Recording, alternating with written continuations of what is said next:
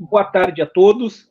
É com muita satisfação que a editora da Universidade Federal de Santa Maria, dentro do seu projeto de promover debates, reflexões com pessoas ligadas ao mundo editorial, hoje recebe a professora doutora Rita Virgínia Argo, que é graduada em jornalismo pela Universidade Federal da Bahia, especialista em história regional pela UESC, mestre e doutor em educação pela Universidade Federal da Bahia. Atualmente, além de diretora da Editus, editora da UESC, é presidente da Associação Brasileira de Editoras Universitárias. Muito obrigado, Rita, pela presença, o qual nos honra.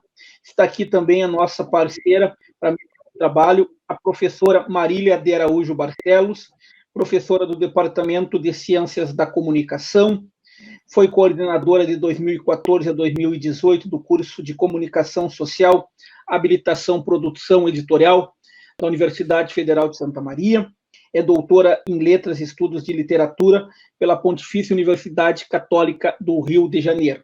Quero mais uma vez agradecer a presença dessas nossas duas colegas, Marília e Rita, pela importante contribuição que estão nos dando. O título da nossa live de hoje é Mercado Editorial Pós-Pandemia. Estas lives são uma promoção da editora da Universidade Federal de Santa Maria, do curso de Produção Editorial e do Observatório Socioeconômico da Covid-19. Gostaria de agradecer, além das nossas convidadas, Rita e Marília, a toda a equipe da editora que está nos dando suporte para esta live, de forma particular a Denise Garcia Bortolotto, responsável pela comunicação social da editora, a Daiane Frigo, do setor administrativo da editora, e o nosso colega Gustavo de Souza Carvalho, que está nos dando o suporte técnico, como vem fazendo desde o começo das lives. Muito obrigado a todos. Já de antemão, passo a palavra para a professora Marília, para passar e dar início aos trabalhos e, posteriormente, passar à professora Rita. Obrigado, Marília, a palavra está contigo.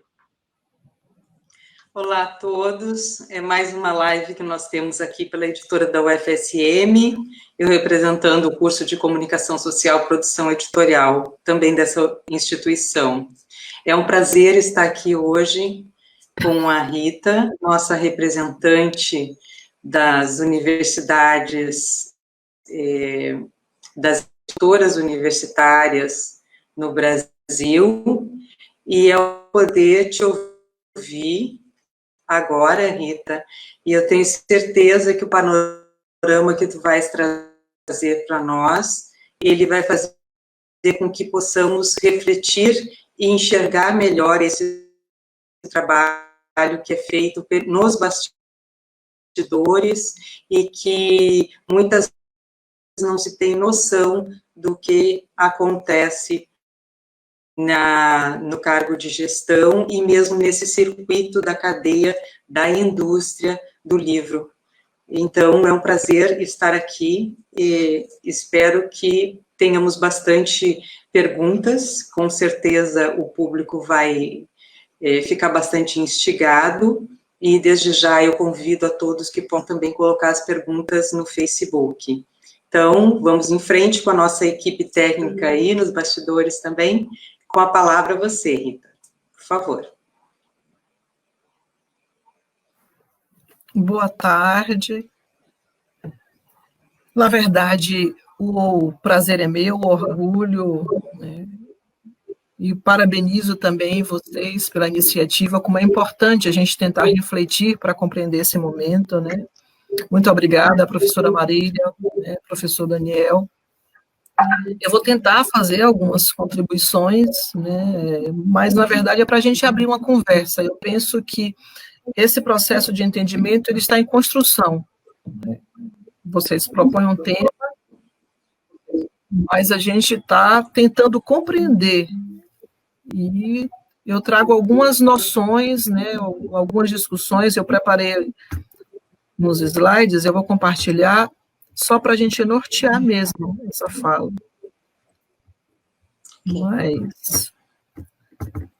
Mas eu acho que é nessa troca que a gente vai compreender melhor. Eu acredito que o processo está em construção e a gente está fazendo isso junto. Dá para ver? Compartilhei? Está entrando. Compartilhou. Está entrando. Perfeito. Pronto. Minha internet está oscilando bastante, então, caso falhe, né, eu tento voltar com outra rede, a gente pode se comunicar por WhatsApp,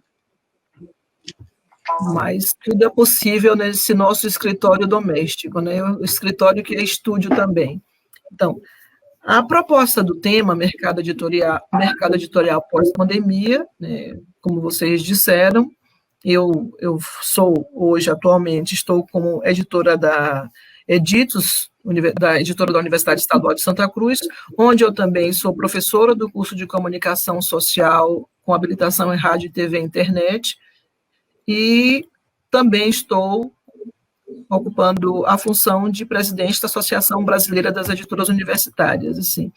Eu trabalho na área de imagem do curso de Comunicação, estou tentando só levemente situar para a gente saber de que lugar, né, qual é esse arcabouço que norteia essa minha fala. Inicialmente, eu gostaria de apresentar a associação para aqueles que não conhecem, uma vez que a gente está falando de mercado editorial, e o nosso recorte aqui específico é o mercado editorial universitário.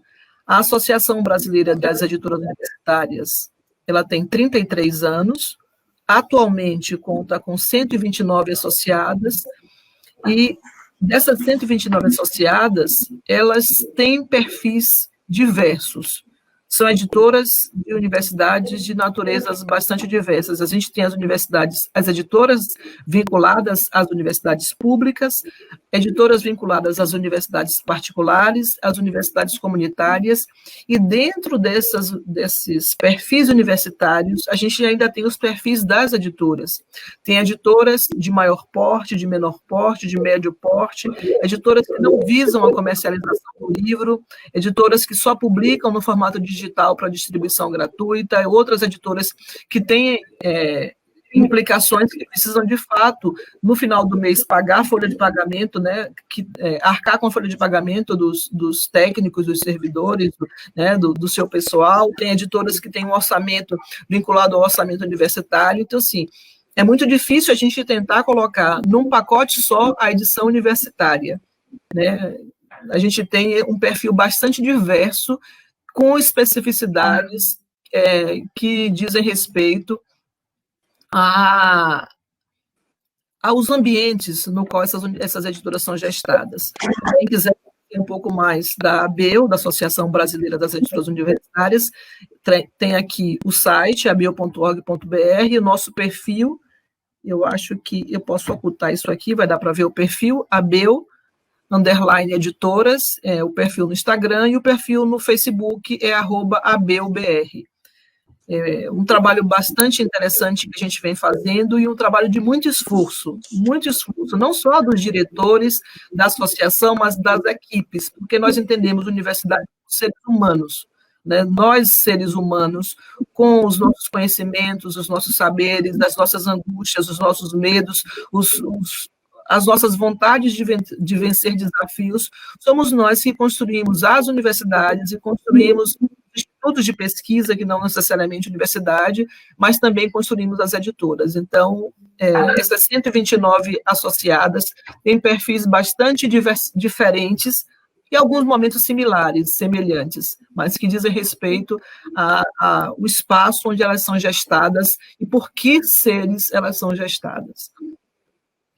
Falando um pouco de contexto dessas editoras associadas, dessas 129 editoras, eu botei aqui 128, mas foi quando eu comecei a fazer os slides, né? Depois a gente teve mais uma editora foi agregada, então são 129 associadas.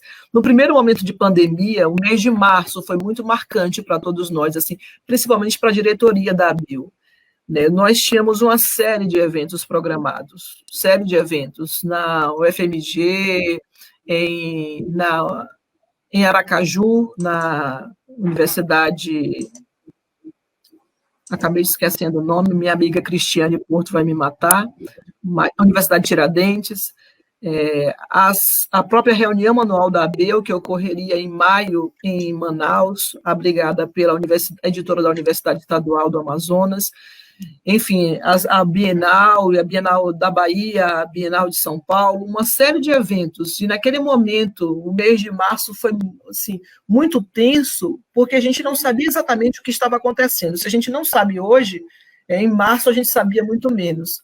E aquele momento foi de reunião constante, assim, semanalmente, às vezes mais de uma vez na semana, várias vezes na semana, nós nos reunimos para tomar decisões, pensar no que cancelava, como cancelava, o que ia ser adiado, de que modo, as perdas que esses cancelamentos e adiamentos implicavam, e que soluções a gente poderia encontrar, buscar para substituir esses cancelamentos.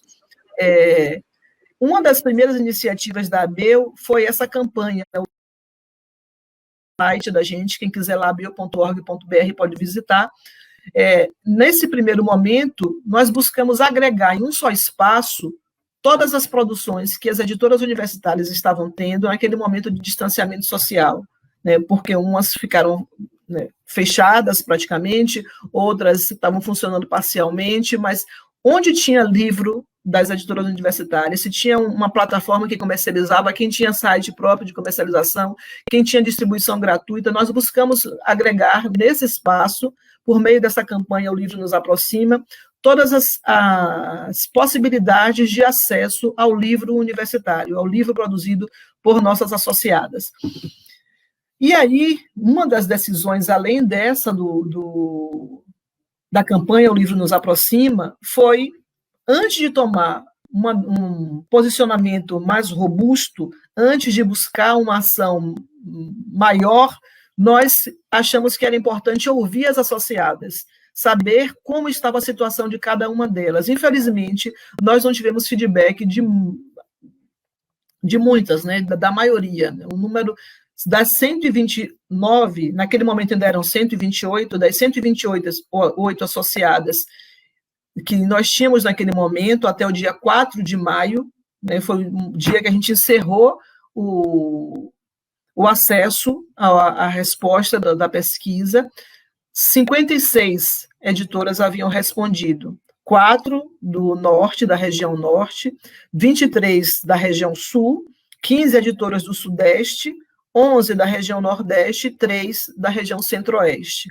Então, assim, a gente teve, a partir desse levantamento, um perfil mínimo, né, e foi em cima desse perfil mínimo que a gente buscou programar as próximas ações, entendendo que aquelas outras associadas que não responderam ao questionário não fizeram isso por outros impedimentos, que muitas vezes é o acesso o trabalho remoto com acesso à internet em casa, se tinha uma pessoa responsável naquele momento, enfim. Isso mostrou que havia mais dificuldade, né, do que talvez a gente estivesse supondo.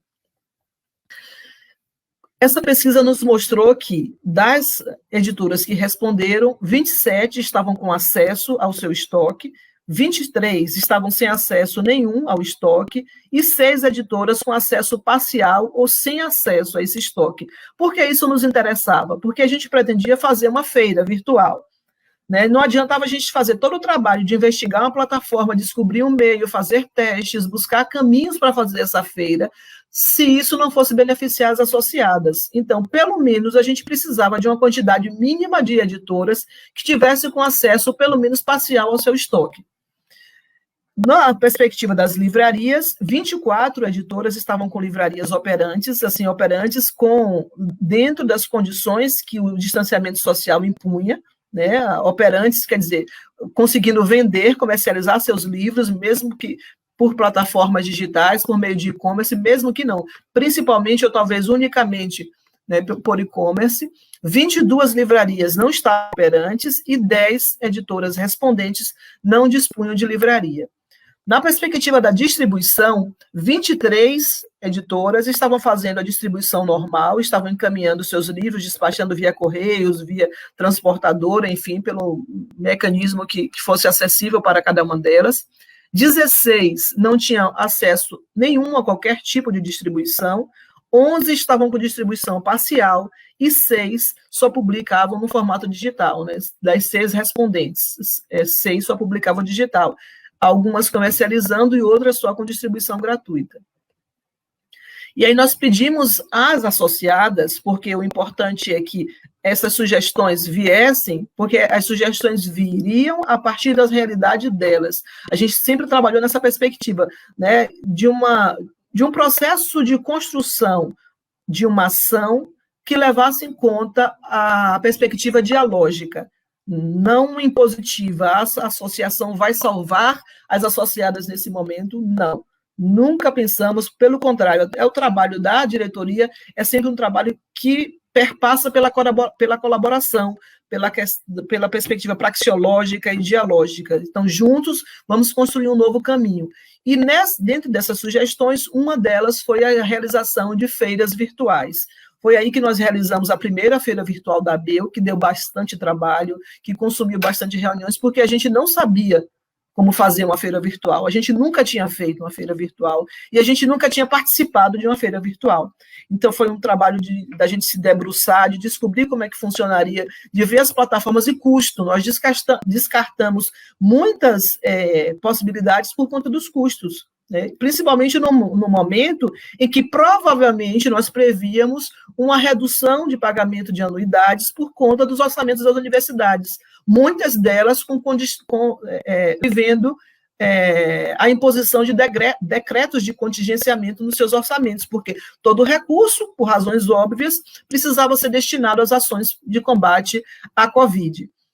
Além disso, além dessa primeira feira virtual, que foi essencialmente organizada pela ABEU, nós participamos com feira em outros eventos, né? Não nessa ordem exatamente, mas o Enecute, organizado pelo POSCOM, Programa de Pós-Graduação em Comunicação da UFBA, com apoio da EDUFBA, a Abrapcorp e o Simpósio de Saúde na UERJ. Então, assim, acho que o simpósio foi logo depois da primeira feira virtual nossa. E a cada evento desse que a gente vai participando, eu digo vai porque nós não paramos, nós vamos adquirindo expertise para aprimorar os processos e fazer o próximo de outro jeito, melhorado, mais efetivo. Uma outra sugestão que veio das associadas foi a realização de lives com temas variados, de interesse acadêmico ou editorial, com divulgação paralela das publicações das associadas. E exatamente isso que a gente tem buscado fazer também.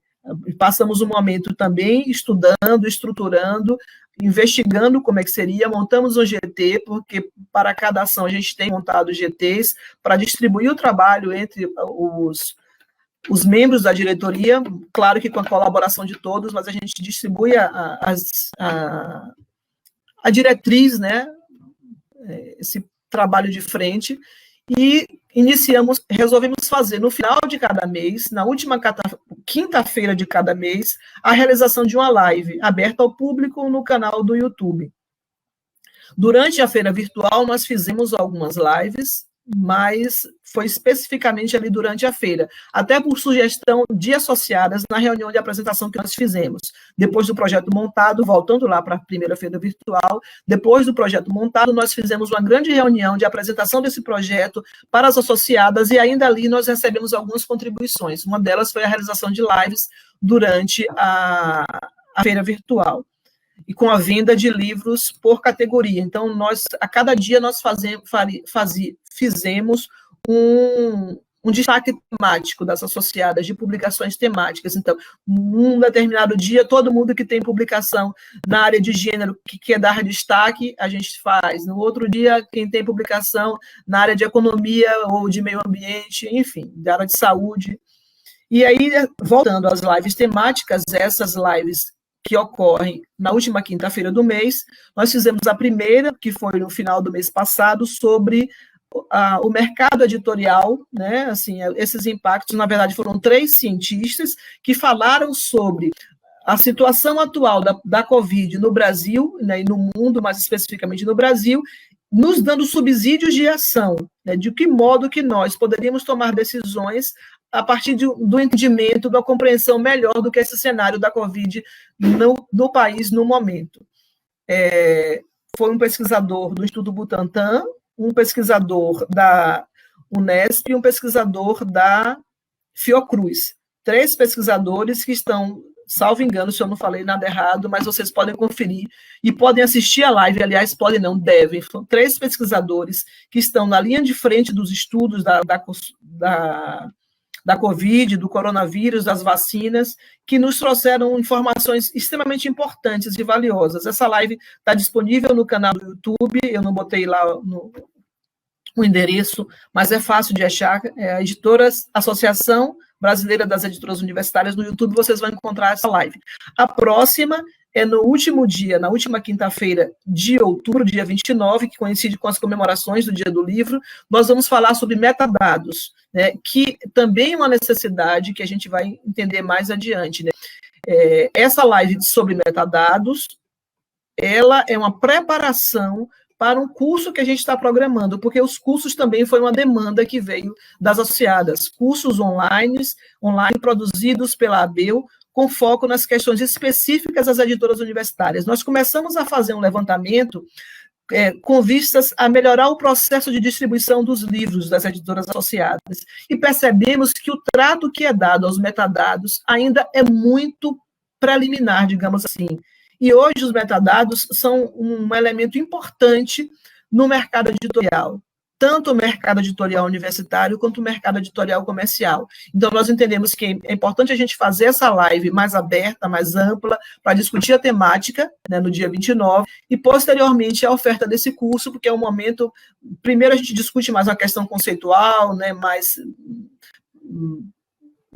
ampla do que vem a ser e da importância que vem a ser os metadados no mercado editorial, e, posteriormente, a gente faz esse passo a passo mesmo, de como cuidar, de como fornecer, de como agregar os metadados às suas produções, às produções das editoras universitárias, entendendo a importância que são os metadados para a identidade de cada livro.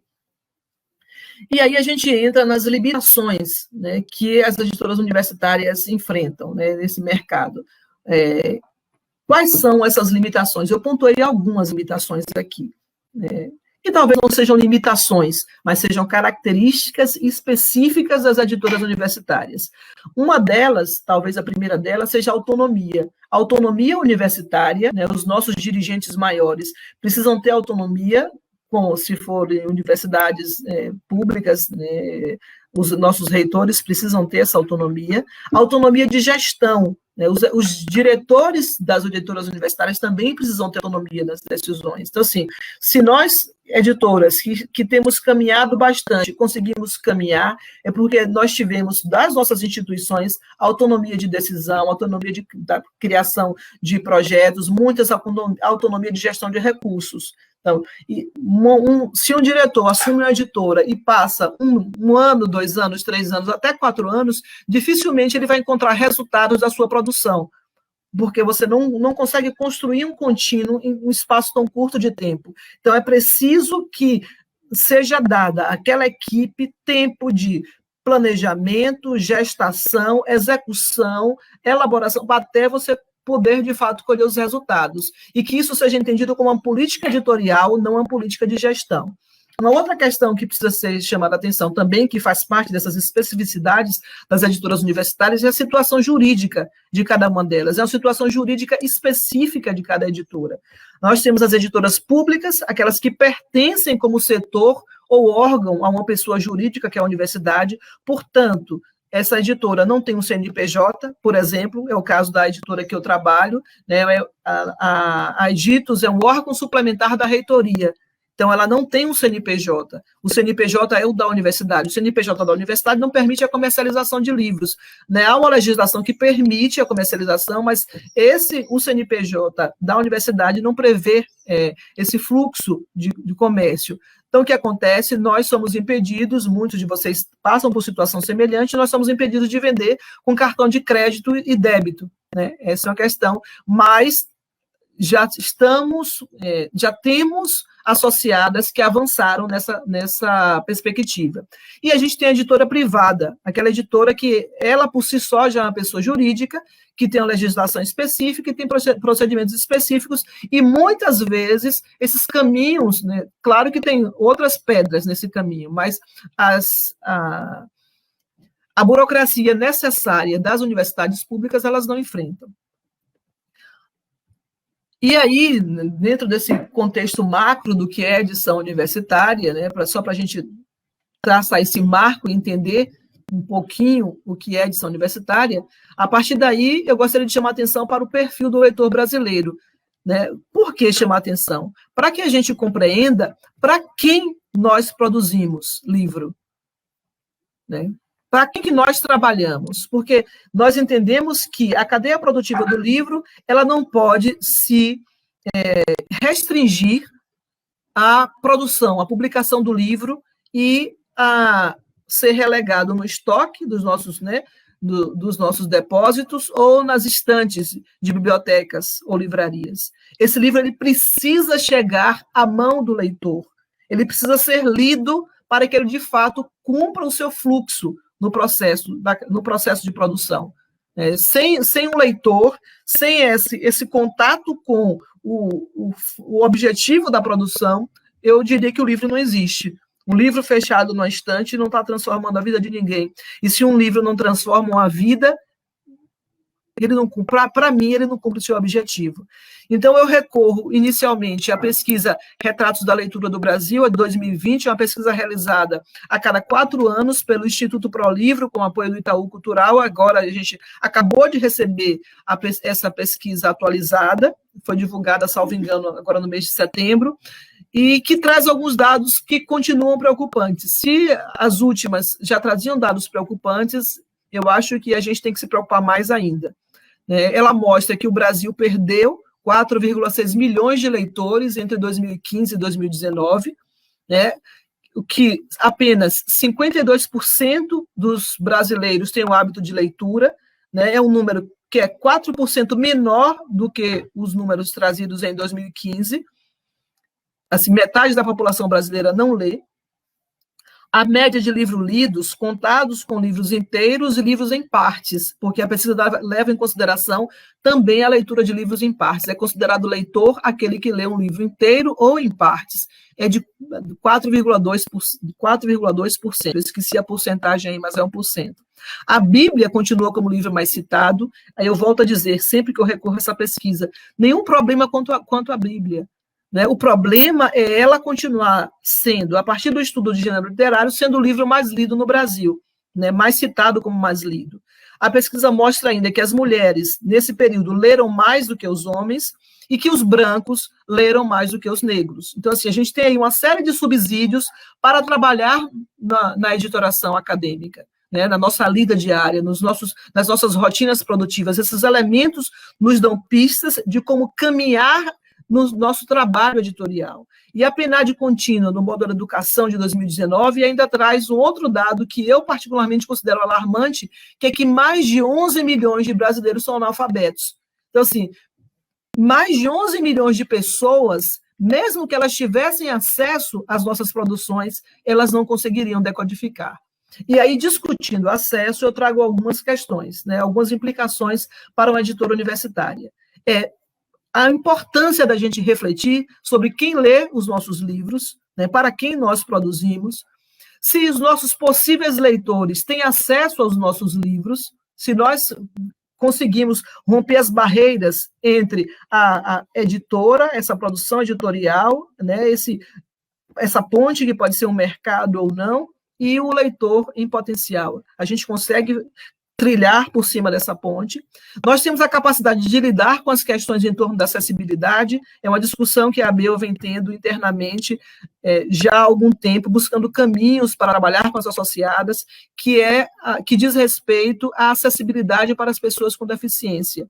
E isso também implica em custos, né? Por isso que é importante, porque esses custos provavelmente eles vão ser arcados pelas universidades. Nossas universidades têm condição disso, então não adianta a gente dizer que deve ser assim, que assim é o melhor caminho, se a gente não tem condições de pôr isso em prática. Né? A gente entende que não podemos mais deixar de falar de inclusão, né, das pessoas com deficiência, mas também precisamos de condições de executar essa inclusão com dignidade. dignidade para todas as partes.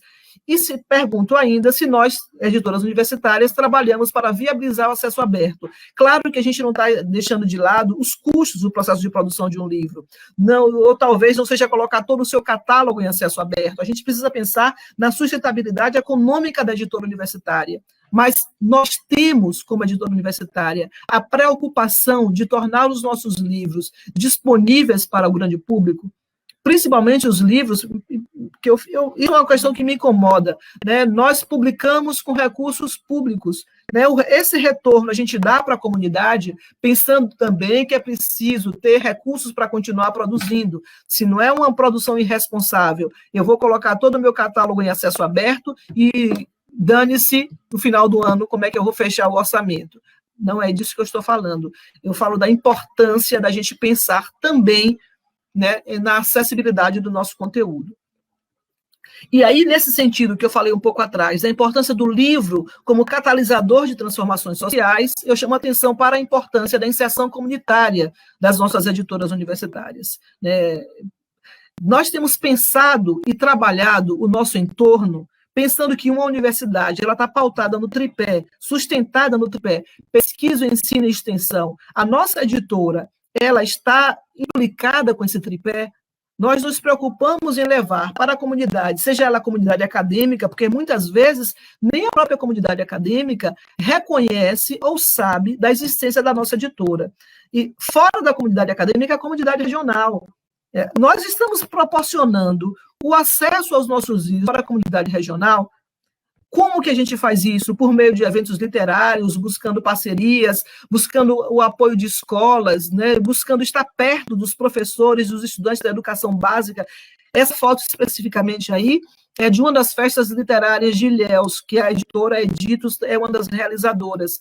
É uma turma de um colégio que, assim, as nossas festas, elas incluem, né, desde quando a gente trabalhava com a Feira do Livro, até que evoluiu para a Festa Literária de Ilhéus, com parceiros maiores, a gente busca trabalhar outras linguagens que não só a do livro impresso, entendendo que essas múltiplas linguagens, essas múltiplas plataformas, elas aproximam o leitor do livro, elas são fundamentais para a formação de leitores. Então, é importante que, claro, que agora a gente está num momento de pandemia, mas ainda assim é possível, a gente já teve uma autora trabalhando com estudantes por meio de videoconferência.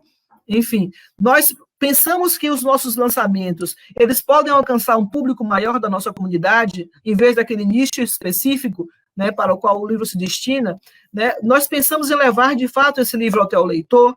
São elementos que precisam permear essa nossa discussão, precisam perpassar essa nossa discussão. Esse é o meu entendimento, porque, assim, para mim, uma bandeira forte, uma bandeira muito cara, é que o acesso ao livro e à leitura é fundamental para que a gente possa transformar a comunidade, a sociedade em que a gente vive, né? Se a gente não se responsabilizar, a gente vai continuar fazendo coro às lamentações, e nós temos um potencial ativo em mãos. Não é fácil, não digo isso, não é fácil, muito pelo contrário, é extremamente difícil, complexo, cansativo, exaustivo, mas é uma das implicações que perpassam a edição universitária. E aí, falando dessa sobrevivência no ciberespaço, que independe de pandemia, né? Estar presente no ciberespaço se tornou algo eminente nesse momento de pandemia, mas independe do momento de pandemia, né? A cibercultura já é parte da cultura contemporânea, né? Já é a cultura contemporânea, né? O advento da internet no início dos anos 2000, esse não advento, mas a propagação da internet desde o início dos anos 2000, mudou o nosso jeito de ser, de pensar, de consumir, de se relacionar, enfim. O papel da internet é fortemente ligado aos nossos comportamentos, queiramos ou não. Mesmo aquelas pessoas que, por posicionamento político, por falta de acesso, estão fora da rede. No entanto, ter acesso à internet requer investimentos da própria instituição, né, da própria editora, investimentos governamentais, para que a gente tenha condições de trabalhar. ter acesso a uma banda larga, levar nosso produto para leitores que tenham acesso a essa banda larga, enfim, que nós tenhamos condição de gestar produtos para o ciberespaço, para que a gente tenha condição de ter acesso a uma internet com rede de qualidade para distribuir os nossos produtos. Um outro elemento é a questão do e-commerce. Assim, não dá mais para estar fora. Não dá mais. A pandemia mostrou isso. Não dá mais para estar fora. E a gente tem um exemplo aí, né, que virou um case nacional, internacional talvez, que é o case da Magazine Luiza, que Magalu agregou todo mundo, já vinha falando dessa importância de algum tempo, e agregou e colocou o pequeno produtor. O produtor não, o pequeno negócio, claro que com interesses econômicos, porque ninguém faz isso, enfim, por diletantismo, mas pensando também nos interesses econômicos, mas conectou todo mundo. Não dá mais para a gente estar fora do e-commerce. Mas isso implica em capacitação de equipe, isso implica em condições técnicas, isso implica em investimento. Isso não vem, né, não adianta a equipe da editora querer estar presente no e-commerce. Ela precisa ter condições para isso. Pensar em novos formatos, né? Não só mais o livro impresso. O livro impresso também, aquela discussão de que uma mídia suplanta a outra, é uma discussão extremamente ultrapassada, né? De diversos modos. Mas pensar que nós precisamos ter formatos e linguagens diferenciadas, porque nós temos públicos diferenciados, nós temos seres humanos diferenciados. Não é que a pessoa que gosta do papel não vai gostar do digital, enfim, a discussão não é essa. A gente precisa ter essa cartela mais ampla para justamente ocupar de modo adequado esse espaço, esse ambiente do ciberespaço. Estar nas redes sociais também é fundamental, mas também não é só criar um perfil e uma vez na semana colocar alguma coisa lá. É preciso compreender as lógicas das redes sociais, não trabalhar nas redes sociais a partir de perspectivas do broadcasting, aquele um para todos. Não, isso não existe mais. O consumidor, o internauta, o utilizador da internet, a ele não interessa mais essa discussão. Ele quer participar do processo, ele quer rotina de produtividade, de publicação, ele quer conteúdo de publicação. Então, assim, não adianta mais só eu abrir um perfil na rede social para dizer transformar aquilo ali numa lojinha. Não, a rede social tem uma lógica.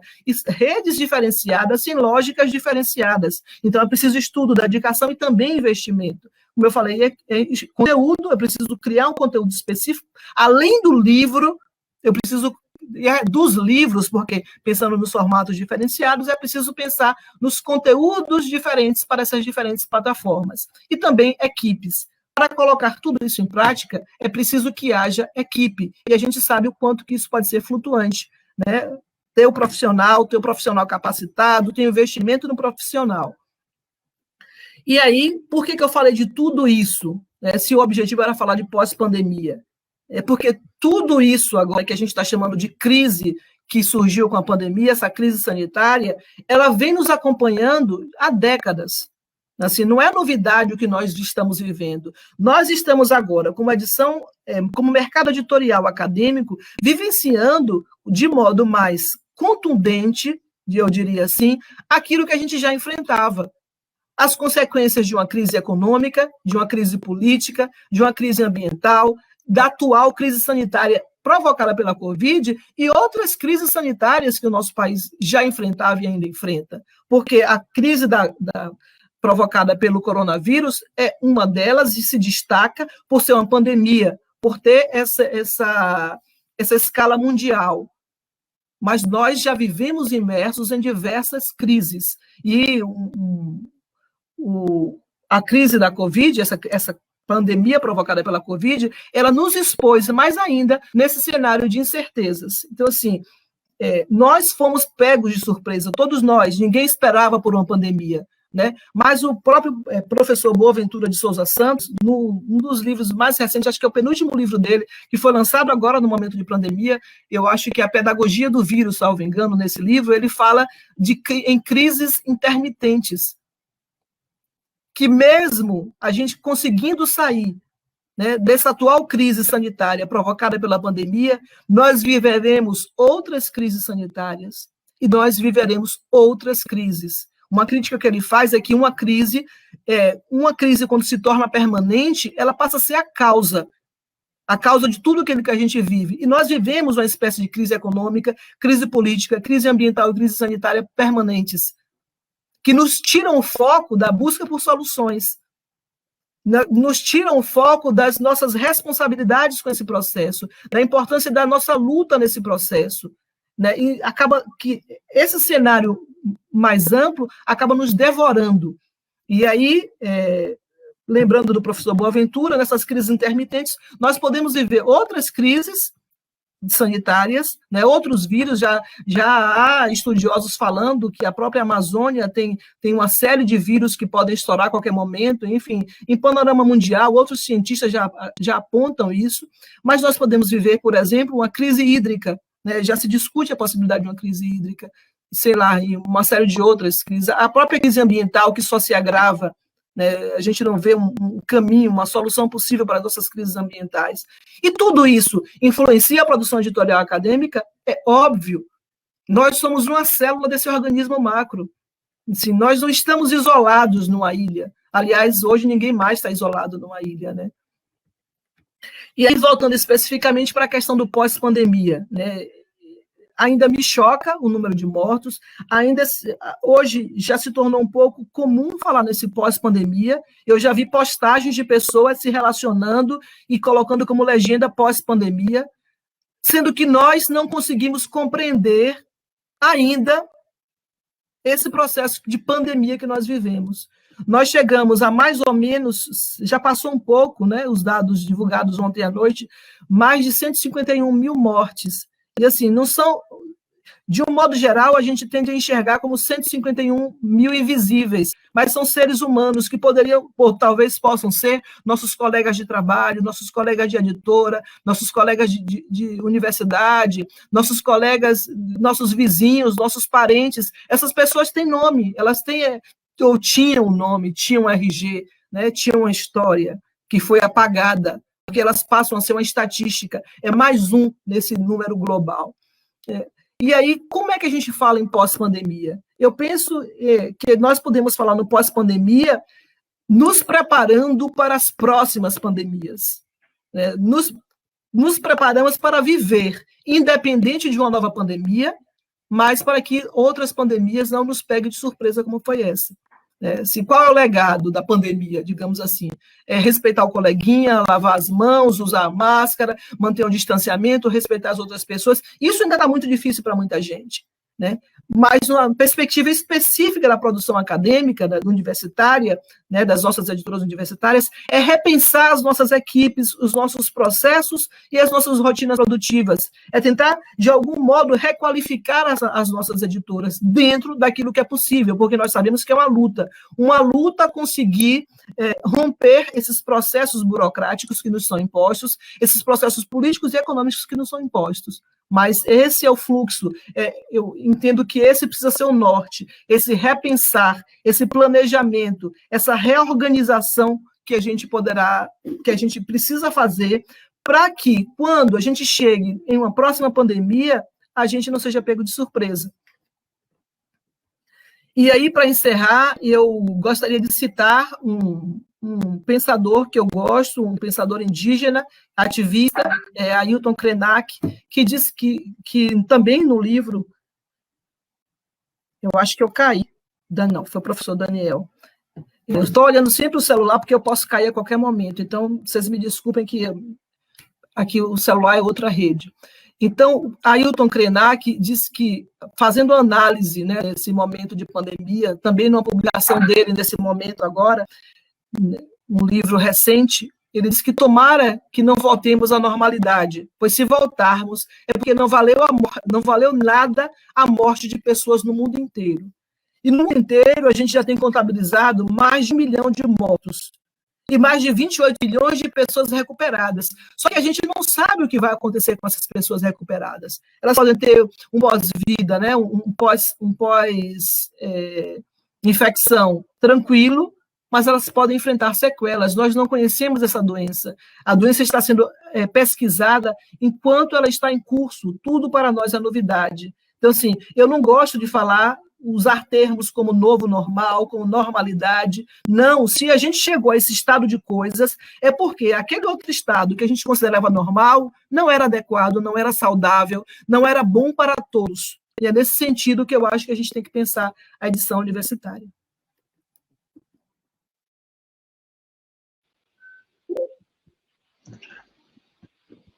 Muito obrigado, professora Rita, pela apresentação, pelo debate que a senhora está nos propiciando. A professora Marília caiu a conexão dela, enquanto ela retorna, vou aproveitar a sua experiência, essa verdadeira aula que a senhora está nos dando, fazer duas questões. A primeira questão é sobre os livros eletrônicos. Aqui, nós da editora da UFSM estamos indo este ano para 90 livros publicados neste formato.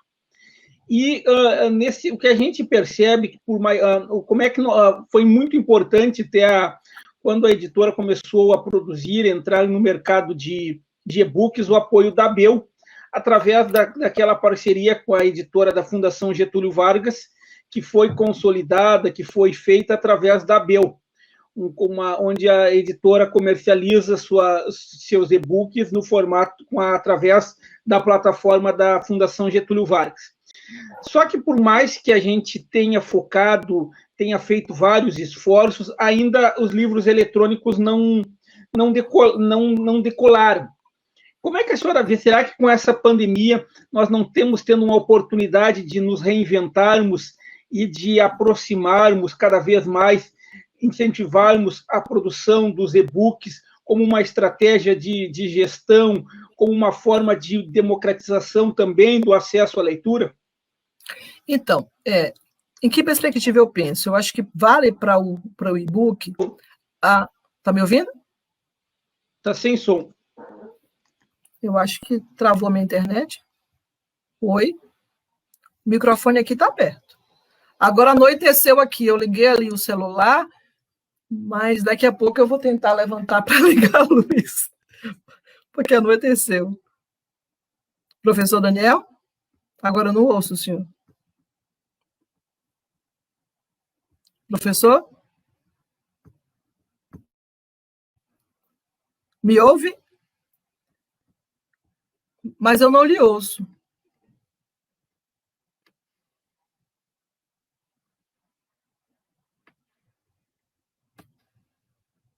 Eu posso tentar sair e voltar, para ver se melhora.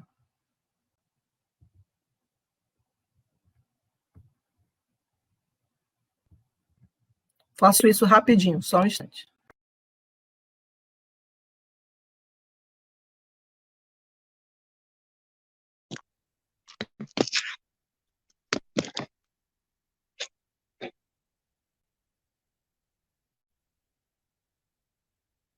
Oi, Marília, está ouvindo?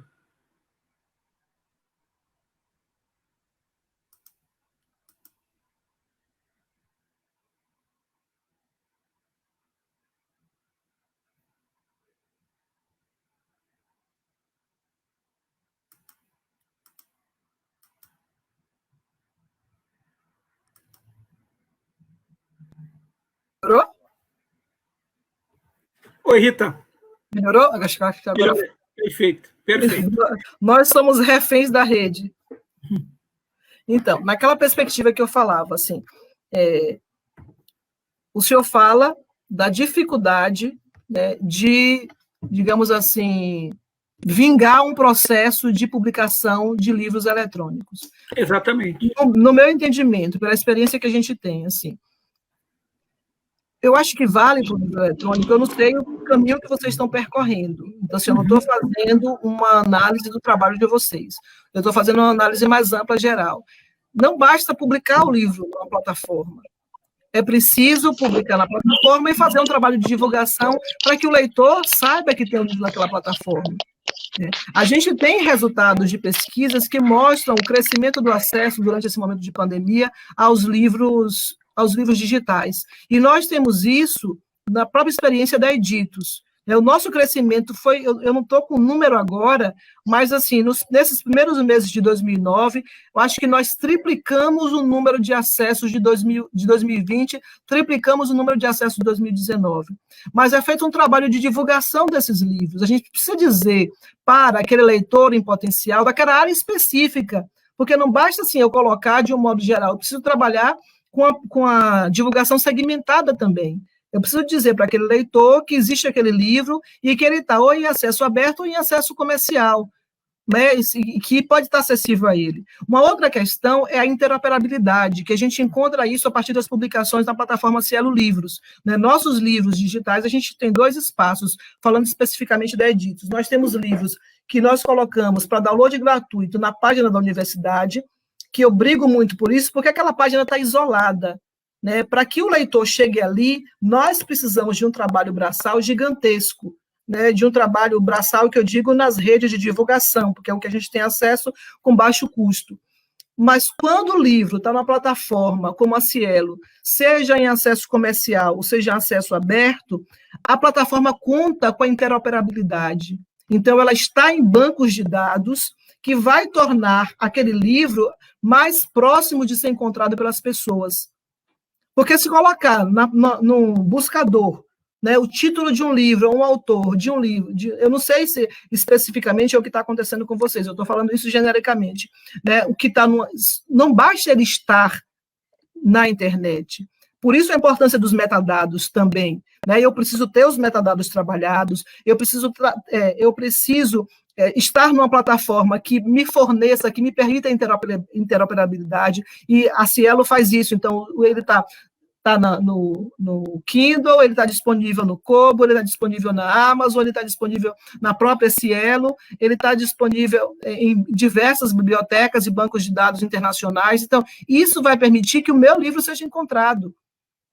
Né, porque a gente tem um universo gigantesco, né? A internet é um universo gigantesco. Por isso, o tratamento de dados, né, é fundamental. E assim, a Cielo vem trabalhando nesse sentido, a própria ABEC, Associação Brasileira de Editores Científicos, inclusive com muitos eventos gratuitos agora durante a pandemia, tem trabalhado muito essa questão da organização dos dados, das publicações, sejam elas em artigos para as revistas, sejam elas em formato de livros digitais.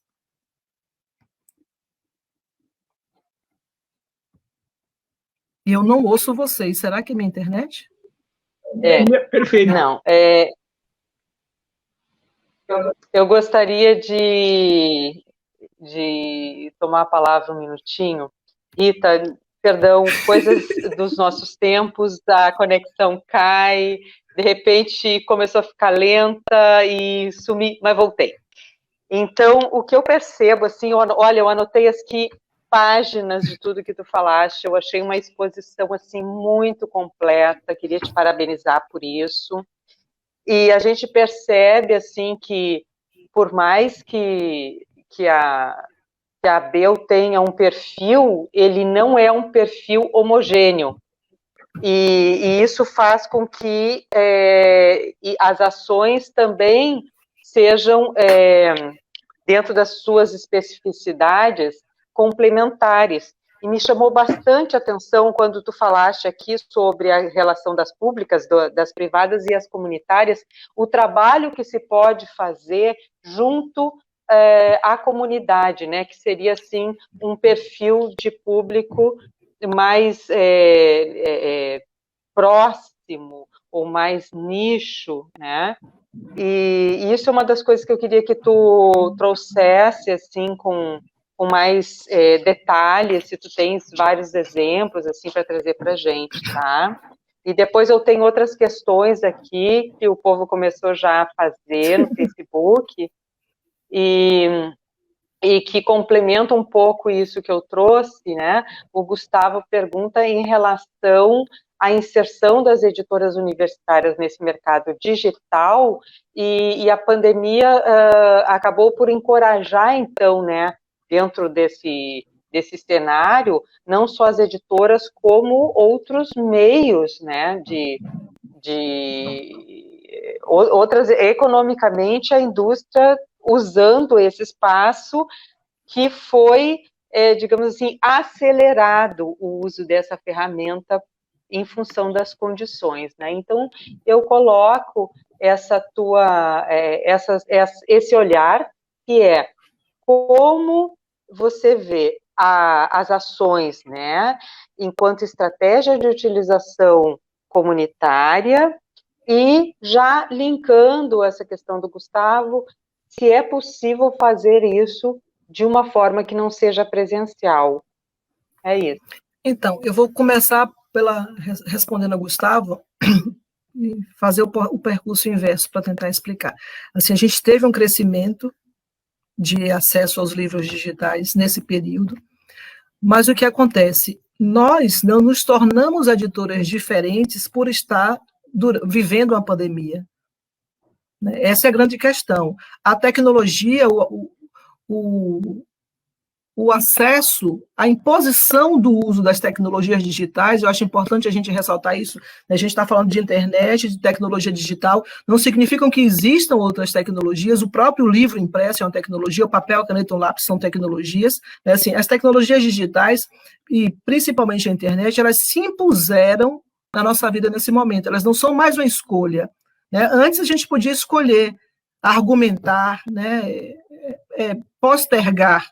Hoje é a realidade, né? Se não fosse a internet, se não fossem as tecnologias digitais, nós não estaríamos conversando nesse momento. É a única forma, né? A única forma segura, digamos assim, da gente manter um diálogo, continuar esse processo de construção de conhecimento, de troca de aprendizagens. Então, a editora não se transformou em uma nova editora por conta da pandemia. Nesse momento, a gente vem tentando se ajustar, porque a gente já vivia todas aquelas fragilidades antes, a gente vem tentando se ajustar a esse momento de pandemia. Né? O livro digital é um deles. Né? Uma dessas. Então, assim, quem não produzia antes, dificilmente vai adquirir expertise agora para fazer isso. Mas o livro digital não é a saída, ele é um dos caminhos possíveis. Né? E ainda assim, como eu posso publicar um livro digital e colocar em acesso comercial, porque eu preciso pensar nessa sustentabilidade econômica da editora, e como eu posso publicar um livro digital e colocar em acesso aberto, ambos encontráveis pelos leitores, ambos próximos dos leitores, disponíveis de fato para os leitores. Essa é uma questão. Assim, mas o que eu penso que nós não podemos, do mesmo jeito que nós não podemos mais deixar para depois pensar em uso de plataformas digitais, nós também não podemos deixar para depois pensar na publicação do livro digital. Né? Mas isso vai depender necessariamente dos perfis das editoras. Porque a gente tem IFES que só publicam em digital, por exemplo, e que não comercializam porque não têm condições. Então, muitos IFES, os institutos federais, eles publicam digital para distribuição gratuita. Mas a gente tem aquela outra editora que ela precisa comercializar, mas que ela pode pensar em colocar uma parte da produção dela, né, e fazendo essa negociação em acesso aberto. E pensar, assim, eu entendo que a gente tem uma política editorial, mas a gente tem uma política livro a livro, que cada livro precisa ser pensado. Né? Qual o perfil daquele livro, as características daquele livro, a quem aquele livro se destina, e como é que a gente pode pensar numa estratégia específica para aquele livro. Não dá para a gente pensar que assim, o meu catálogo ele é uniforme. Não pode ser uniforme. É um entendimento meu, especificamente meu. Na outra perspectiva, né, de estar perto do leitor, eu sou extensionista desde sempre. Então, talvez isso para mim seja uma facilidade. Assim. Eu sempre pensei que a universidade tem que estar junto das pessoas, de algum modo. Né? Então, assim, mesmo nesse momento de pandemia, né, eu atuo num projeto de extensão que a gente está trabalhando com estudantes de escola pública por meio de plataformas digitais. Catamos quem tem acesso e aqueles que têm acesso a gente está trabalhando. Então, assim, eu preciso discutir o grande problema que é a falta de acesso à internet de qualidade no Brasil. Né? Eu preciso discutir o letramento digital no Brasil. Mas eu também não posso ficar o tempo inteiro só discutindo isso sem buscar uma forma pragmática de transformar o que está em curso. Então, é nesse sentido que eu acho que a gente pode trabalhar como editora. Então, quais são as possibilidades? Né? Desde fazer uma feira em praça pública e levar, assim, pensar que o livro pelo livro, talvez ele não seja atraente, porque a gente viu os números da Retratos da Leitura, a gente viu os números da PNAD, né? Então o livro impresso sozinho, por si só, talvez ele não seja sedutor.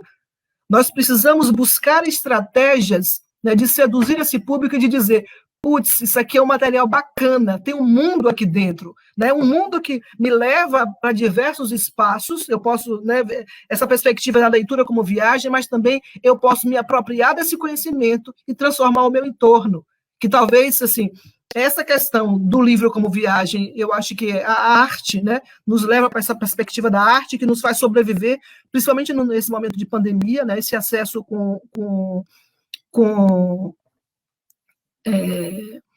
esse elemento transcendente que a arte nos proporciona. O livro também no meu entender, faz parte desse pacote, mas o livro me proporciona o acesso a conhecimentos, a conhecer outras histórias, né, a conhecer teorias, a conhecer perspectivas transformadoras, a me empoderar e dizer, eu sou capaz de me juntar com meus pares, aí entra a internet, porque a rede das redes nos liga, né, nos permite essas conexões, e dizer, eu posso transformar de algum modo. Então, eu posso, desde presencialmente, se não fosse a pandemia, eu poderia estar presente na escola, levar um autor, as crianças se encantam. E aí a gente também vende o livro, porque a gente vende o livro infantil para a editora que publica, ou o livro infanto-juvenil, ou um livro juvenil, um livro que possa ser utilizado para o ensino médio, por exemplo, ele entra como paradidático. A escola trabalha esse livro, a gente proporciona, municia os professores de conteúdo, de conhecimentos para trabalhar aquele livro em sala de aula, e depois eu levo o meu autor para lá.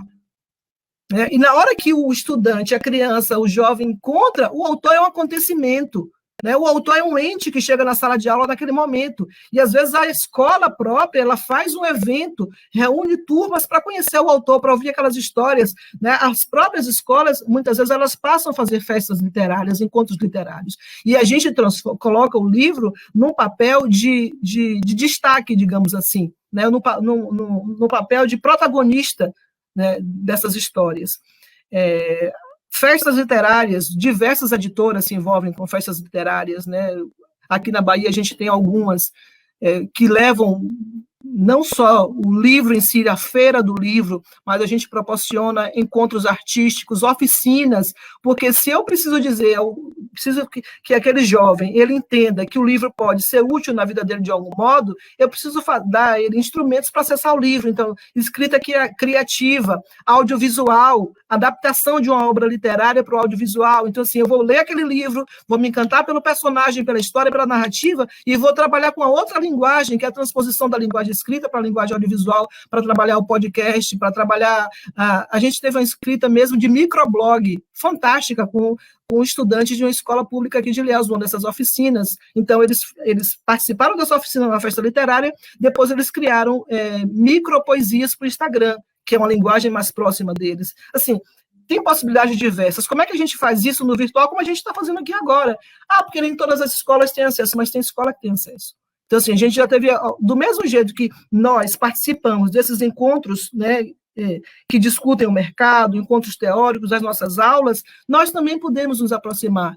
Assim, nós já tivemos autores que participaram de reunião com crianças, que leram o livro dela, né, agora, durante a pandemia, e a autora participou de uma videoconferência com as crianças, com os pais das crianças, várias vezes. Assim, a gente entender quais são os mecanismos que estão à minha disposição no momento. São esses. E é com esses que eu vou trabalhar. Porque se a gente parar para esperar a pandemia passar para tomar uma atitude, nós sabemos, a Organização Mundial de Saúde já divulgou ontem que nós não teremos vacinação em massa no Brasil em 2021. Né? O que era óbvio que nós não teríamos, mas assim, agora a gente tem uma informação oficial. Vamos esperar a pandemia passar para tomar uma atitude?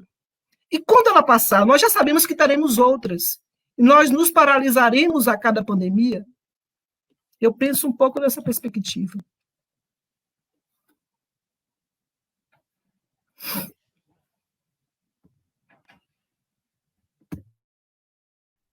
Rita. É incrível, né? Como esse tripé ensino, pesquisa e extensão, desculpa, professor, só para complementar, assim, como esse tripé ensino, pesquisa e extensão, ele é muitas vezes esquecido, né?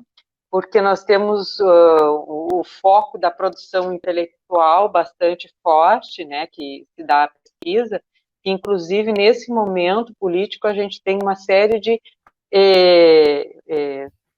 um espaço maior até para pensar a respeito disso, né? Eu sempre digo que momentos de crise são aqueles que fazem a gente parar e fazer o que a gente não tira tempo para fazer em outras oportunidades. Então eu vejo assim que até o espaço para troca, essa troca virtual, ela é possível reunir, por exemplo, pessoas do Brasil inteiro, ou do mundial mesmo, né? E aí a questão interinstitucional e a internacionalização também pode ficar facilitada, né? Mas eu queria só colocar uma das perguntas aqui, Daniel, antes que chegou já há um tempo aqui, e diz respeito à linguagem a livro digital. Então, nessa sequência da sua explanação, Rita, eu vejo que é importante.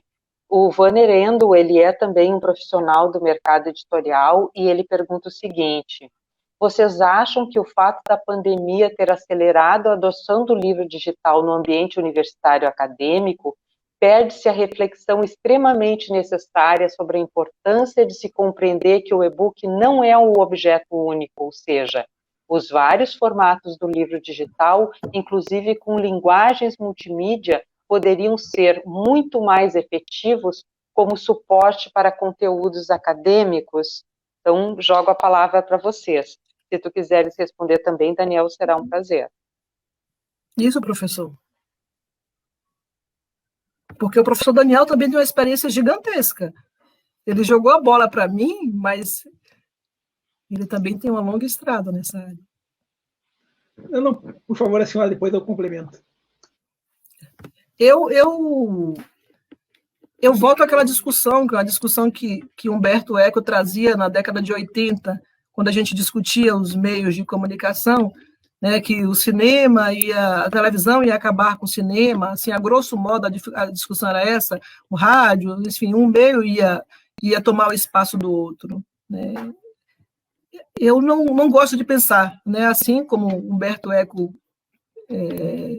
tratava, eu não gosto de pensar nessa perspectiva, eu acho que ela não é válida a gente pensar na perspectiva de que um meio ocupa o lugar do outro. Né? A gente tem espaços diversos, né, para públicos diversos. O livro digital é um deles. O livro digital ele tem as facilidades, como o professor falou, né? Ele tem a possibilidade de trabalhar com a linguagem multimídia, a gente tem a possibilidade de publicar o livro no espaço digital e retrabalhar, reconfigurar, né, o próprio da cultura remix, que é um dos princípios da internet. Mas isso não significa que toda leitura ela precisa ser do livro digital. Eu tenho uma filha de 16 anos, inclusive eu estou ocupando o quarto dela agora, nesse momento, porque era o único espaço silencioso da casa. Isso faz parte desse momento de pandemia, que tanto devora livros no Kindle, quanto devora os livros impressos. Assim, eu não estou nem tirando pela minha experiência de uma leitora de 50 anos, eu estou falando de uma jovem de 16 anos, porque a gente tem primeiro a tendência de dizer que o jovem não lê, e a própria pesquisa Retratos da Leitura mostra que o número maior de leitores está na pré-adolescência, quanto que o que eles preferem o livro digital. Né? Ontem foi uma promoção de uma dessas lojas, aí ela fez escolha, né? Tal livro eu quero ter impresso, tal livro eu quero capa dura, né, tal livro eu quero o paperback, que é mais barato, né, tal livro eu quero o digital. A gente precisa ter essa cartela de oferta. Né? Se o mercado comercial, né, a editora comercial, ela está ofertando isso e ela tem um retorno, por que nós, da edição acadêmica, nos encolhemos? Né? Porque esse medo, né? Claro, a gente tem, eu faço muito essa leitura, assim, nós temos medo de arriscar, e aí o mercado comercial nos devora, porque essa expertise que a editora comercial tem, o mercado comercial tem, nós também temos. Mas, às vezes, o dar o passo adiante, ele implica em riscos. E, às vezes, a gente tem medo mesmo de correr esses riscos, né? E também requer investimentos. A gente não pode deixar nunca de dizer isso. Tem um custo, seja para a universidade privada, seja para o setor público, a publicação de um livro implica em custos, né? E um processo mais lento pela edição universitária, porque o livro universitário ele passa por um conselho editorial, ele passa por avaliação por pares, né? Pareceristas ad hoc. Assim, a gente tem todo esse cuidado, né? Mas esse critério na publicação do livro universitário, seja ele um livro científico, seja ele um livro infantil, seja ele um livro de literatura, ou qualquer outra natureza. Eu acredito nessa perspectiva. Eu concordo com boa parte com tudo que a professora Rita falou e gostaria de complementar 2 pontos. Eu acho que o e-book tem um potencial aí que pode ser cada vez mais explorado no sentido de para as aulas, para instigar a criatividade, as novas mídias, as novas tecnologias, ser um aliado no processo de ensino-aprendizagem. Ou seja, é uma estratégia pedagógica importante que precisa ser cada vez mais aperfeiçoado.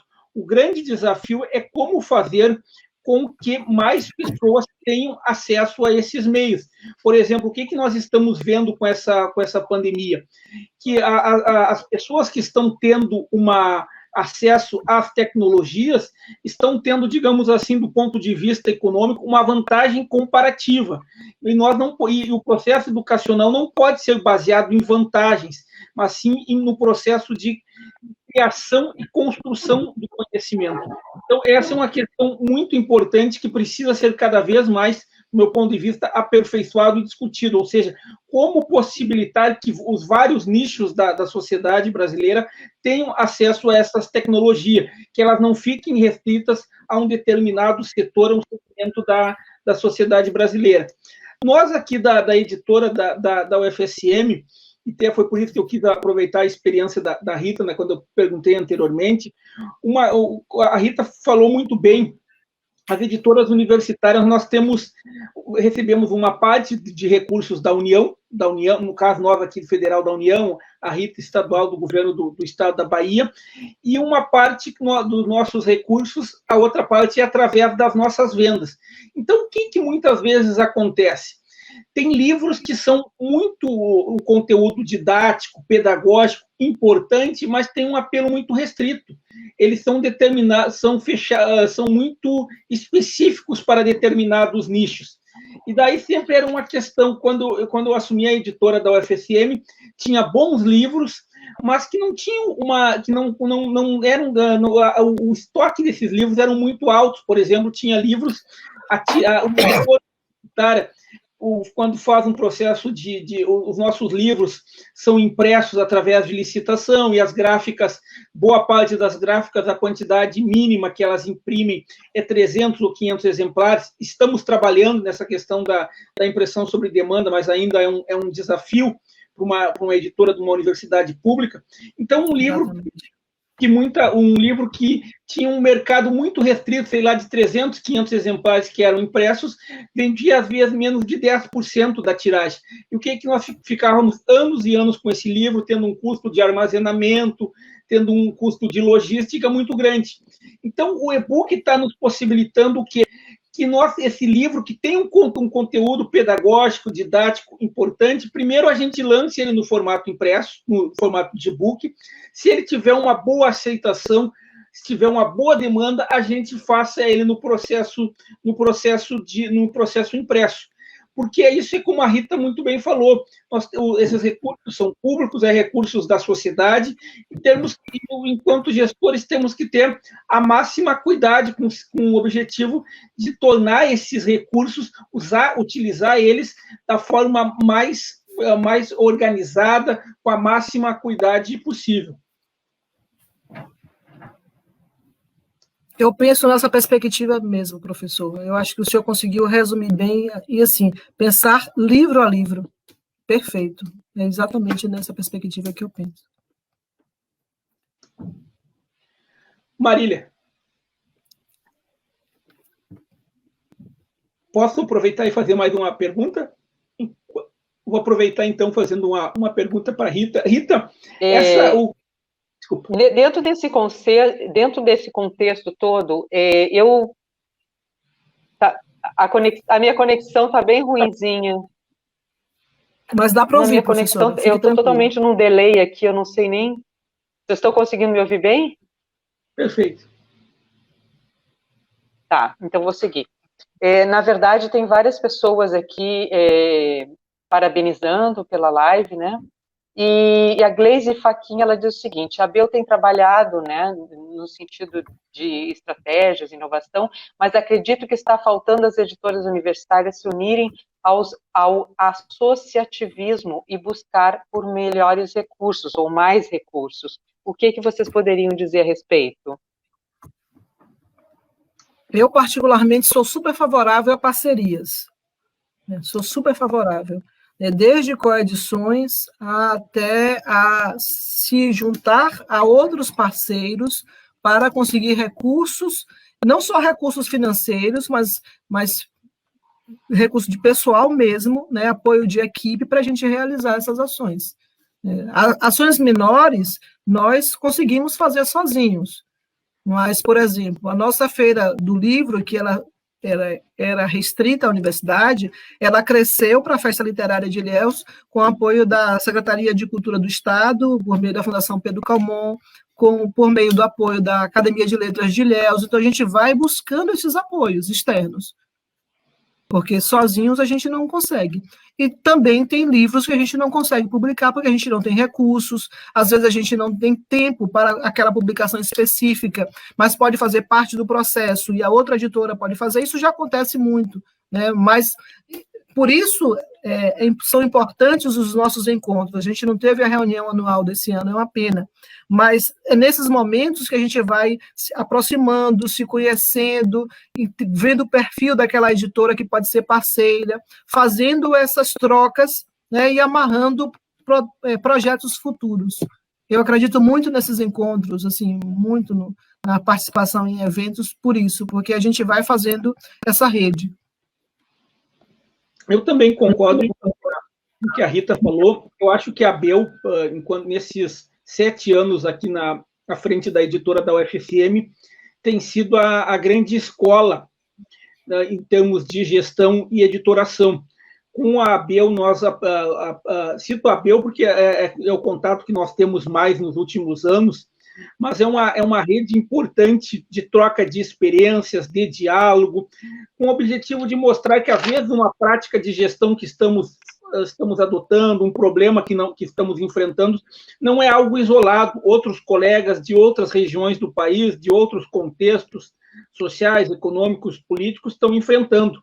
E dentro da ABEL nós temos, como a Rita muito bem falou, vários tipos de associados, editoras com poder aquisitivo maior e, portanto, tem condições de publicar uma maior quantidade de exemplares, tem editoras com potencial mediano, tem editoras com potencial menor, tem editoras com um fluxo de colaboradores muito grandes, outra com pequenos, e essa troca de experiência é salutar. Eu acho que nós temos que fazer, como a Gleice, que é a diretora da Universidade, da EDUFSC, muito bem falou, esse associativismo, essa troca de experiência, cada vez mais tem que ser feito, tem que ser buscado com as outras editoras. Esse ano, nós aqui da editora da UFSM, fizemos 2 parcerias importantes, 2 coedições com uma editora de Portugal, da Universidade de Lisboa. Fizemos uma com a universidade, uma universidade do México. Estamos trabalhando com a editora da UFGV para a possibilidade de fazer uma coedição.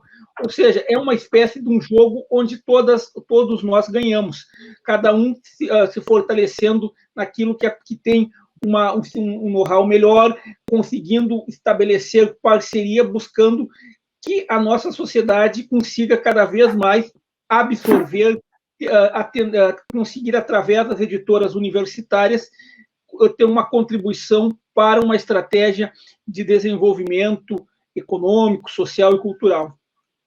Isso que o professor Daniel falou, eu queria só complementar, porque para que a gente consiga chegar a esse ponto, né, ele falou que tem 7 anos na editora, né, foi uma coisa que eu pontuei, a gente precisa desse tempo de maturação, né, de conhecimento do mercado, de conhecimento da própria editora, do perfil da editora, do público, de construir essas parcerias, e essa é uma dificuldade.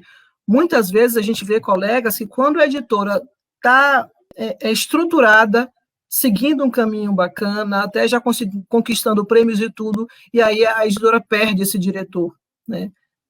Inúmeras vezes.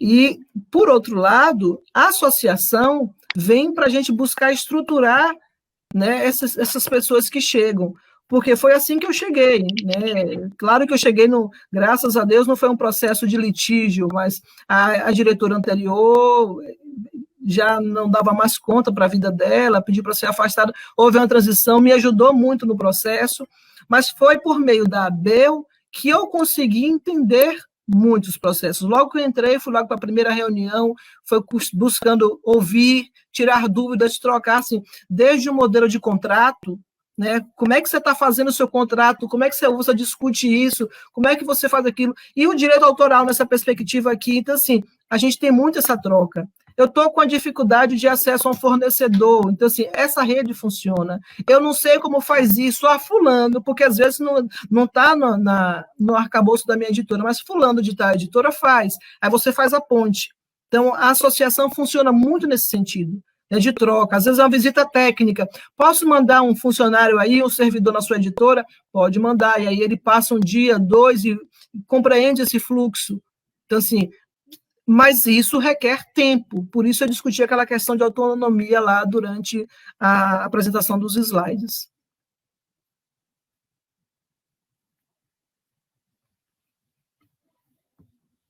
Uma questão, aproveitando a tua experiência, nesse momento que essa pandemia está nos... Desculpa, Marília. Perdão, Marília.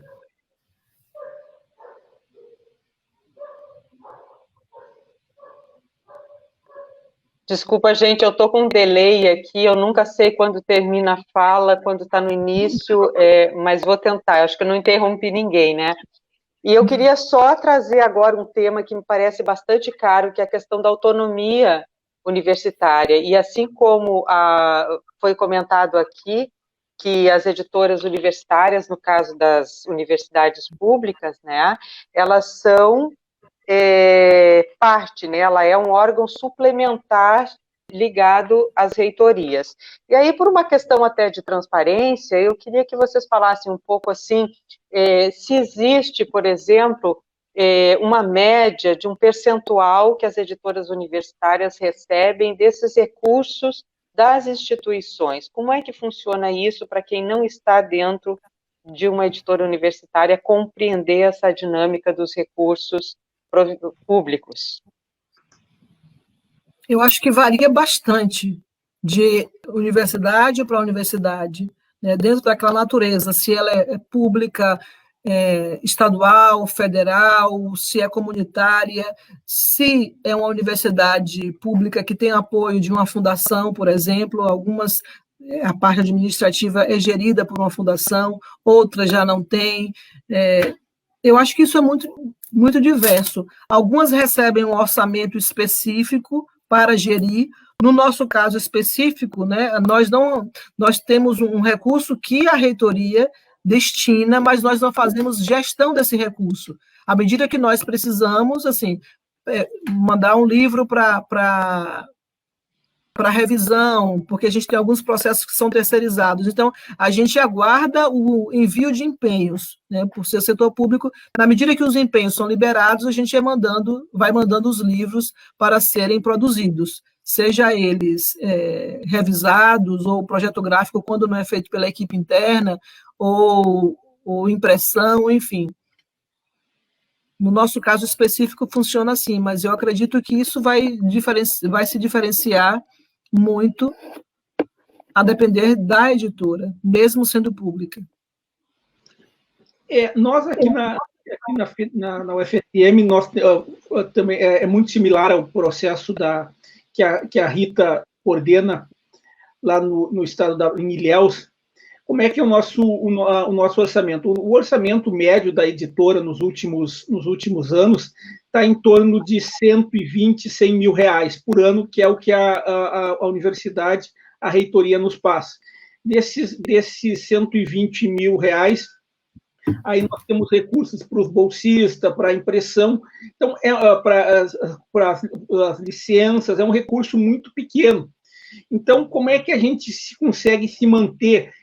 Nós temos também a livraria e a grife da editora, junto, acoplados, muito basicamente em função das nossas, como eu sempre digo, uma editora universitária ela não visa o lucro, mas ela tem que ser autossustentável. O que eu digo com autossustentável? Ela não pode ter prejuízo na venda de um livro. O que é o prejuízo que eu digo? Ou seja, com aquela venda daquele livro, ela conseguiu recursos para financiar um outro livro.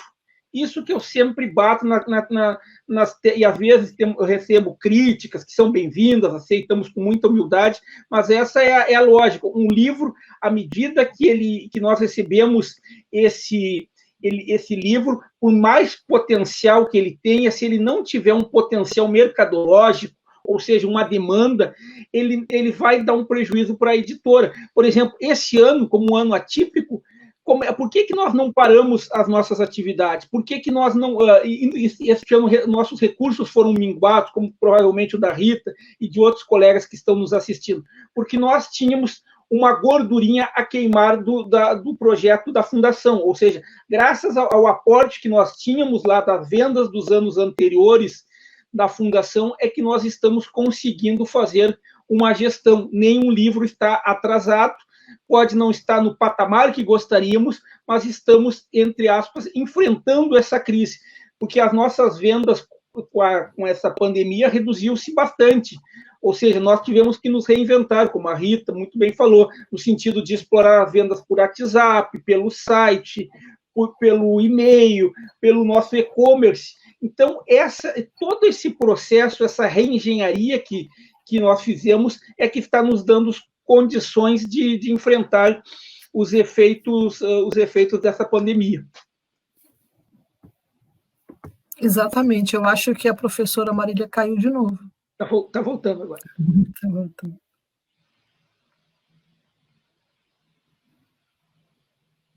Oi, Marília.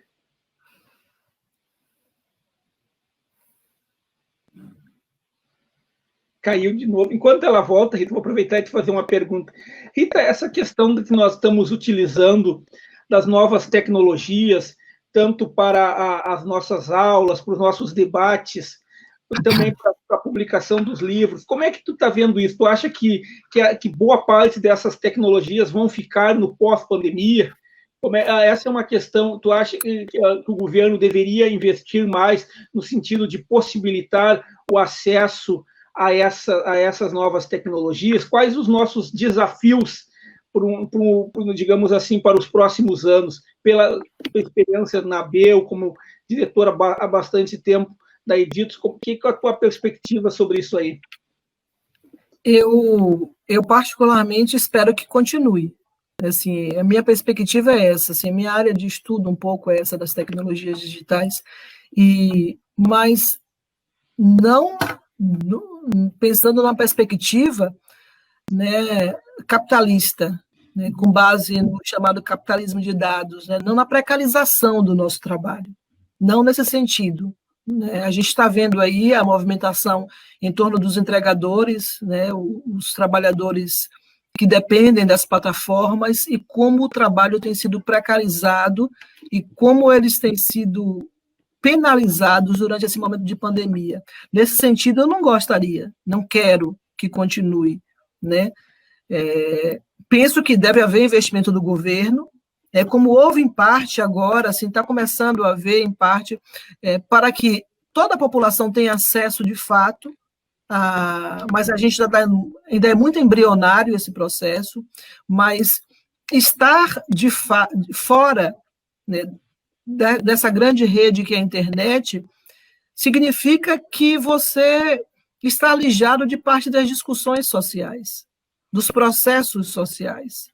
Então, assim, estar fora da rede precisa ser uma escolha e não uma imposição.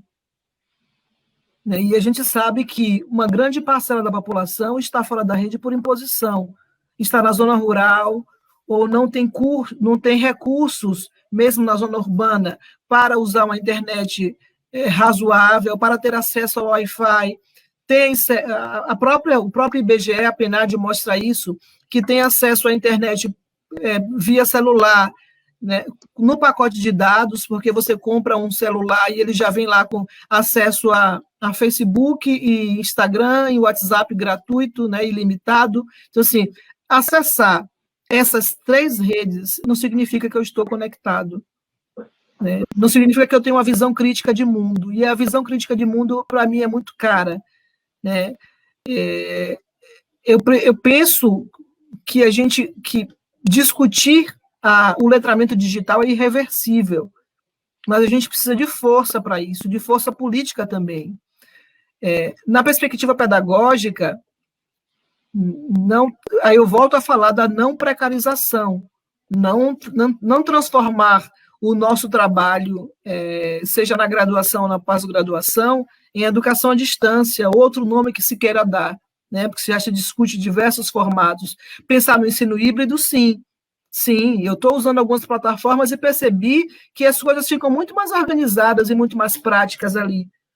Mas os próprios alunos, hoje a gente estava discutindo e falando quanto faz falta da aula presencial, quantas trocas são possíveis na aula presencial. A gente consegue resolver muitas coisas, né, online, mas não tudo, né? A gente precisa das trocas de afetos também, de acolhimento também, seja por parte dos estudantes ou por parte dos professores. E a interação, né, como seres gregários, nós precisamos dessa troca. Nós estamos vivendo essa troca agora, por meio de artefatos digitais, mas nós sentimos falta do presencial, e no presencial nós construímos outras relações. Então, assim, acho importante, desejo que continue, mas, junto com tudo isso, que continue também um projeto político, seja para os cidadãos, de um modo geral, seja para a edição universitária, porque essa discussão perpassa pela edição universitária, né, como a professora Marília falou, assim, retomou a questão do tripé. Nós publicamos resultados de pesquisas, e essas pesquisas precisam ser acessíveis às pessoas, elas precisam compreender, né, o que nós publicamos, e essas pesquisas precisam chegar até elas. Eu acho que nós temos muito trabalho, né, em continuando na edição acadêmica, ou em continuando nas nossas salas de aula, com as nossas pesquisas, né, com as nossas atividades de extensão. Nós temos ainda muito chão pela frente, muito a desbravar e muito trabalho pesado, né? Eu volto a dizer, a pandemia nos desnudou, mostrou de modo mais cruel as nossas mazelas e nos responsabilizou muito mais por isso. Assim, não vejo que a gente consegue sair desse momento sem passar por qualquer espécie de transformação, mas espero que essa transformação seja pensando de modo coletivo para a construção de algo melhor, né? Que talvez a gente nem veja isso, mas que a gente consiga plantar algo melhor para gerações futuras, para universidades futuras, para as pessoas que construirão as universidades, né, daqui a 20, 30 anos, 50 anos. Daqui a pouco a gente está se aposentando, se é que a gente vai se aposentar, mas a gente vai morrer. Enfim, daqui a pouco os nossos espaços serão ocupados por outros seres, e que esses seres encontrem um caminho mais avançado do que a gente encontrou, né, mais humano, pelo menos. Olha, eu vou ter que dizer para vocês que eu estou profundamente emocionada com essas suas palavras, Rita. Até porque a gente trabalha com a mídia, uma das mídias mais antigas, que é o livro, né? E que ela carrega o conhecimento. Então, é tão importante a gente saber que esse conhecimento vai continuar sendo repassado, que ele está em boas mãos. E essa é a sensação que eu tenho diante de tudo que foi falado aqui hoje. em virtude do horário, nós estamos já encerrando o nosso momento, mas com certeza é um espaço para ser revisto em outras oportunidades e também uma aproximação para que a gente possa trocar mais ideias para além das lives, né? Então, eu passo a palavra agora ao professor Daniel e agradeço a toda a equipe que está sempre nos bastidores e agradeço demais a tua presença aqui. Eu aprendi muito hoje e fiquei com muitas inquietações. Certamente vai ser um diálogo de infinito, tá, Rita? Muito obrigada. Bom, eu queria mais uma vez agradecer a gentileza da professora Rita. Ela nos deu uma verdadeira aula sobre processo de editoração, sobre consciência que devemos ter nesse momento de excepcionalidade, esse momento difícil que estamos passando. É bom contarmos com pessoas como a professora Rita, com consciência política e grande capacidade de gestão. Muito obrigado, professora. Muito obrigado, professora Marília, por mediar esse debate, a toda a equipe da editora que atua nos bastidores, ao curso de produção editorial. Esperamos que tenhamos mais oportunidades quando esta pandemia passar, de ter, quem sabe, a professora Rita aqui em Santa Maria, nos dando uma palestra, participando em algum seminário. Rita, eu gostaria de te encaminhar. A UFSM esse ano está fazendo 60 anos dessa universidade pública, gratuita e de qualidade. Sempre bom frisarmos isso, principalmente num momento delicado que as instituições políticas passam no nosso país.